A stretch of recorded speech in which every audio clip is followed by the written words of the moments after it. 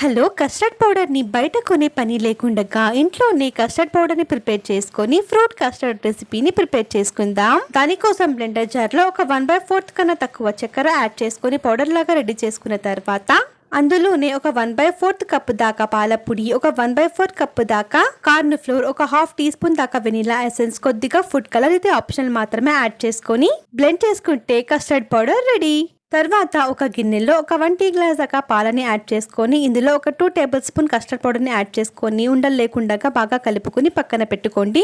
తర్వాత 1 లీటర్ దాకా పాలని ఒక గిన్నెలో యాడ్ చేసుకొని రుచికి తగినట్టుగా చక్కెర యాడ్ చేసుకొని కలుపుకొని పాలు బాగా మరుగుతున్నప్పుడు ఇందులో ఆల్రెడీ ప్రిపేర్ చేసుకున్న కస్టర్డ్ మిక్స్ ని యాడ్ చేసుకొని పాలు అనేవి కాస్త చిక్కపడిన తర్వాత ఇందులో యాలకుల పొడి యాడ్ చేసుకొని ఫ్లేమ్ ఆఫ్ చేసుకోండి. కస్టర్డ్ మిల్క్ రూమ్ టెంపరేచర్ కి వచ్చిన తర్వాత ఒక 1 అవర్ పాటు రిఫ్రిజిరేటర్ లో పెట్టుకోండి.